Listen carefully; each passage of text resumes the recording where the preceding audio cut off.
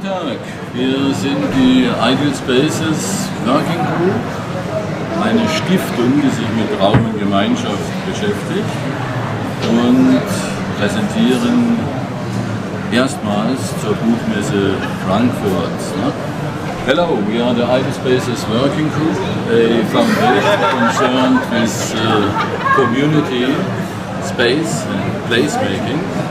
For the first time we are at the Frankfurt Book Fair presenting one of our topics, the natural city. It was a symposium we held quite recently, September this year, and I want to show you the most important aspects to be looked at when we are speaking about a natural city.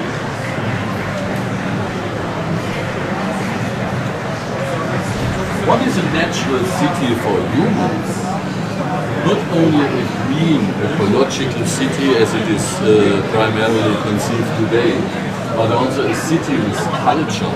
Culture is an aspect that has been grossly neglected in the recent discourse about natural cities as green cities. Natural for humans is both nature and culture, not only the natural part. And culture includes places in the city and not just spaces. Natural city for humans includes placemaking. Here we have an example from a traditional city with a place for humans in the midst of the city. This is the city of Siena, with the central place, the Campo. You see how this place is integrated in the existing urban fabric. And the place is used by the people of Siena.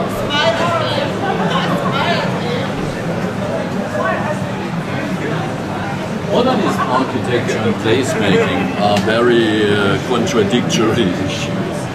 The traditional public space was the communal place, as we have seen in this image from Siena. But placemaking has been largely neglected by modernist architecture. Place, in particular the communal place for the public, was no longer needed. In a society of solitaires, of more or less isolated individuals living for their own, the public space became a transit space of airports, of highways, small, very large malls and so on. So this is, in official terms, it's a public space, but in fact it's a transit space. This is not a city space adapted to human nature, but just for mobility, for transit. An example of a transit space is an airport. Here we see the Rhein-Main-Flughafen in Frankfurt. This is a large space. In a way it is public, because it has been used by many people. But if you look at the dimensions of the space, in comparison with the first image of this Siena public space, there are worlds of difference. This is a space not used as a place, it's just a functional space.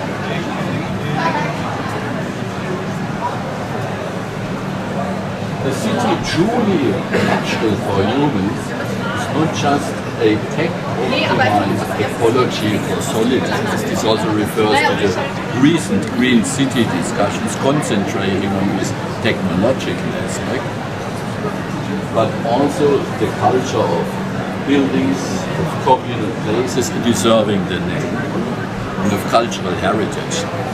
Cultural aspects have to be considered when we are speaking about a natural city.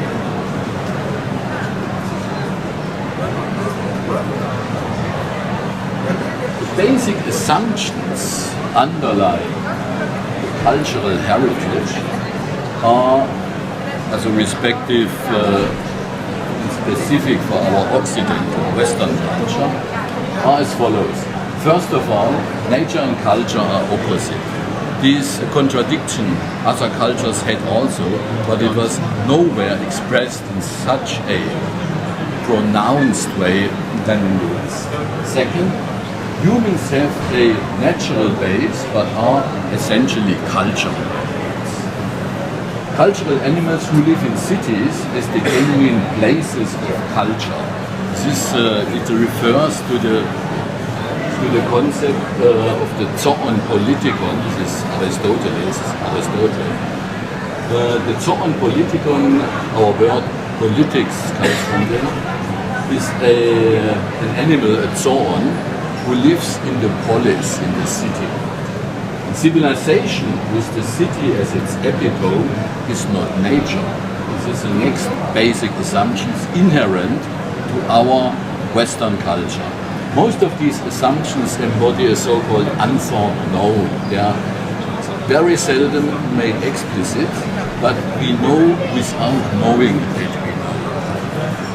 These are ideas, and therefore our group is named ideal spaces. These are ideas inherent in the body of our cultural heritage. Next.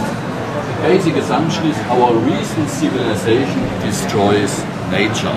See the recent discussions on climate crisis and loss of biodiversity, and of the need to have a green city in order to avoid this destruction.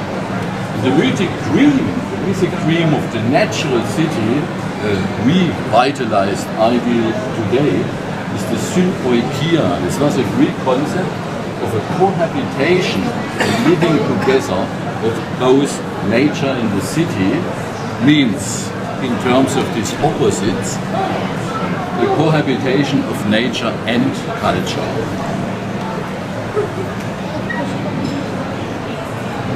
Here we have an example in a park. This is an Italian park, a beautiful park in the near of Padua.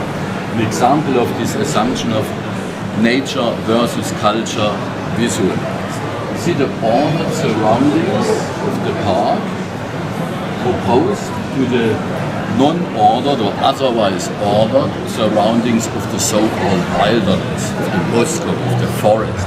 This is nature in the mix. And in the foreground we have culture. It is a natural composition because it takes natural elements, but in fact, this architecture, as you can see, this is nature versus culture.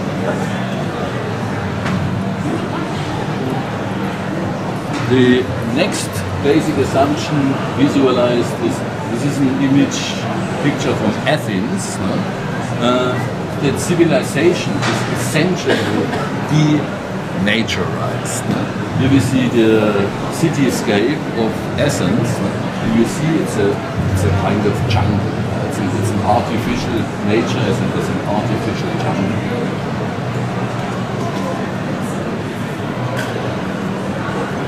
Inherent to this discussion and the cultural heritage in terms of ideas of the natural city, and also today of the green city, is a dream of paradise. It's a myth, a very old myth embedded in our Western cultural heritage. It's a dream of paradise. Culture becomes more natural again. Here's a depiction of this myth. This is from Madeira. This is a 17th century tile presenting the first paradise, the Garden of Eden, already in a very, very civilized version. You see this pavilion, and you see the trees both trees of paradise, the tree of life and the tree of knowledge, but it's a very civilized version of this first garden. Here's another version of the synoikia, of this old dream that nature and culture can cohabit, can live together. This is a utopian construction from Ebenezer Howard from the end of the 19th century, how to remake the city This was a problem already at those times, at the end of the 19th century. And you see, interestingly, this is a cosmic circle. In the center we have the central city, also the former place of culture. Meanwhile, this former place became a large metropolis. And the metropolis is confined in the center of the cosmos, so there's still the center.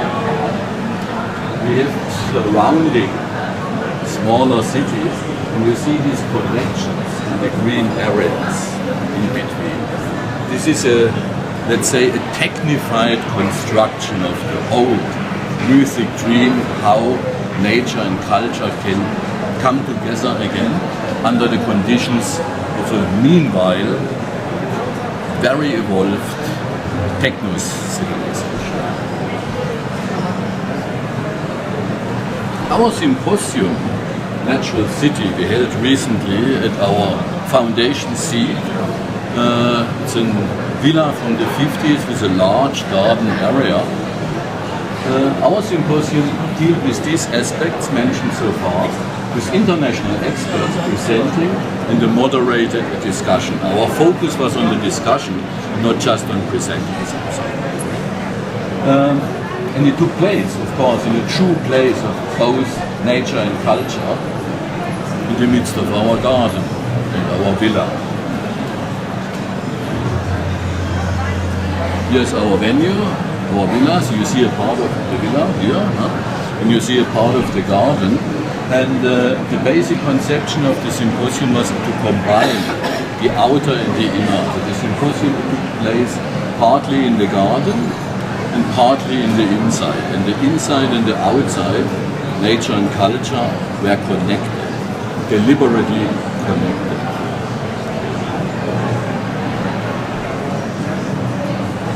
The first topic of the Natural City Symposium was the cultural base. Very often this is forgotten.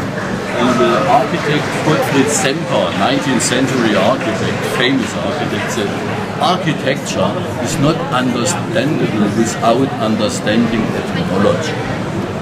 And Massimo Venturi from Milano, he was the Polytechnical University, was in Buenos Aires, and he was concerned for years. He was a scholar in this origins of the paradise, of the garden concept.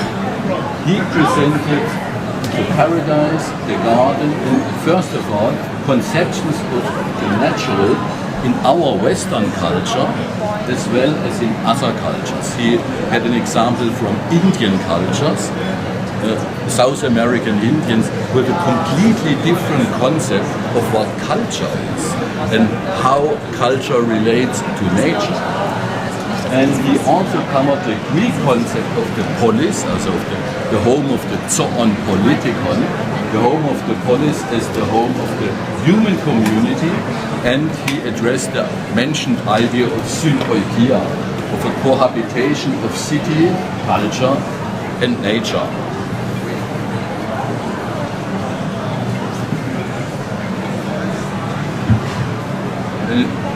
The aim of this first topic was, as said, to reveal the cultural base and the basic understandings, also not theoretical concept, but a base of ideas. If an idea, from the Greek idea, eidos, if an idea is an inner image, and this inner image is an unthought known of its own kind, what we understand when we are speaking about nature or culture. And the second topic recently was, let's take what we have. So this was a shift from the cultural base to recent condition. This was Barbara Tagliolini, she's an anthropologist in Rome. She presented a case study of a recently used old park in the city of Rome with mixed use of mixed ethnic communities. And as an example of both revitalizing cultural heritage, and at the second, the challenges posed by recent multi-ethnic community. There are problems, there are drugs, there are many things, and how this can reunite and be pieced again. And how do autochthonous local communities, as the original inhabitants in the vicinity of this park, how they interact with the diverse new intruders of these other communities coming from the outside in their shared garden.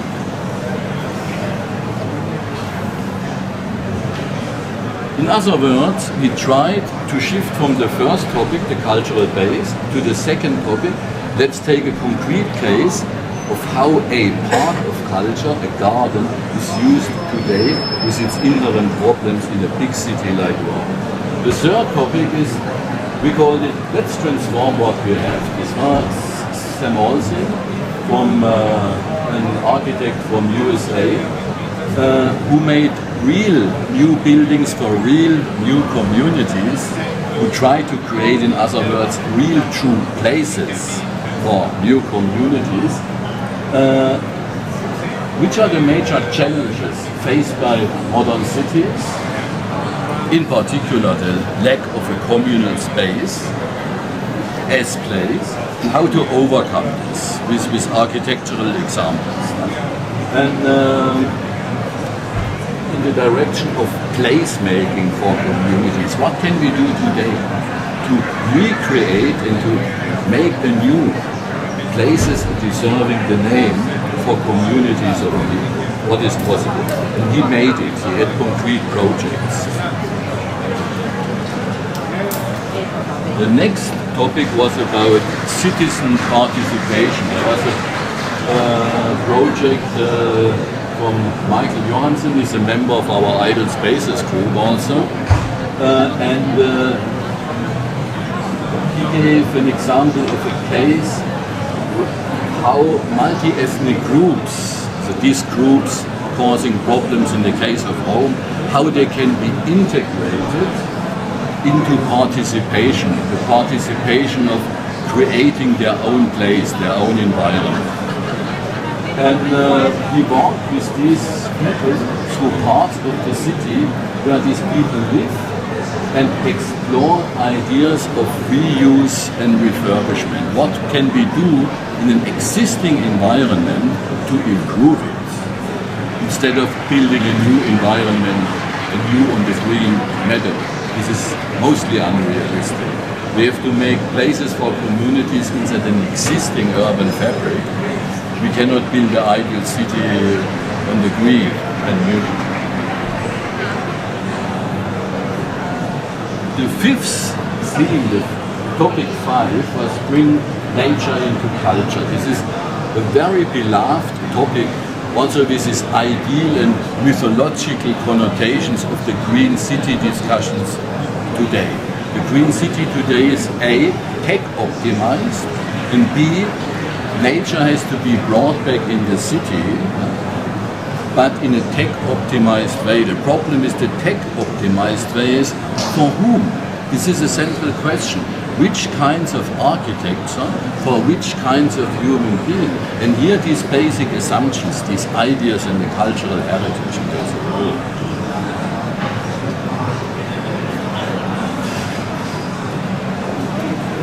This is an example from Ian Boyd. I found it a fantastic, mythological, hopeful image. Here we have the entire aspiration. This is a new kind of heavenly city, of heavenly Jerusalem as the second paradise in an almost exaggerated way. This is fantastic. Nature takes over culture. Nature is growing over culture, but here conceived not as a decay of culture, but as an enrichment.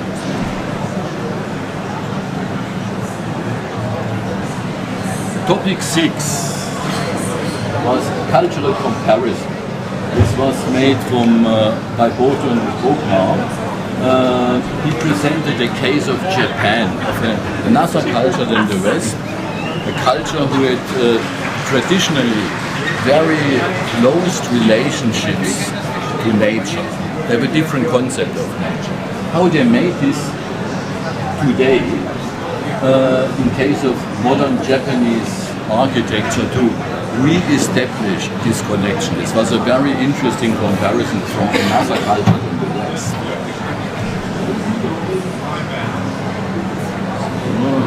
And then we had in a positive sense, we called it a utopian move. Culture becomes nature. This is the opposite move. Either we bring culture into nature, that culture gets more natural, or we bring culture into nature, that the culture becomes nature in fact.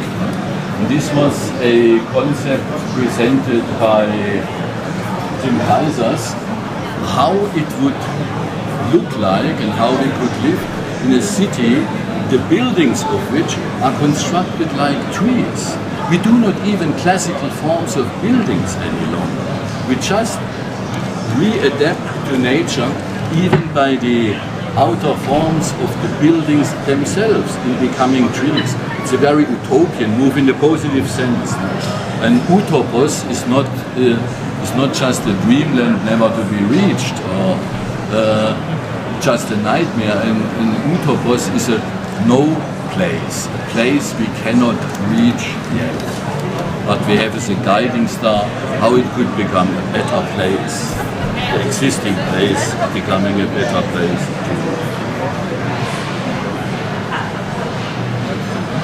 So the last topic was back to culture. This was the contra move again. So we moved from nature to culture, we moved culture into nature, and now we go back to culture. This was a case example presented by Johannes Barenfels in a specific case of a specific project using a very technical approach, namely bionics, as the building principles of nature integrated into construction. And how this could look like in a case he presented, it was like an app, a gigantic app, stretched over an archaeological protection site. It included it in a completely modernist, even futuristic construction, with the help of natural construction principles. Yeah, that's it. Many thanks.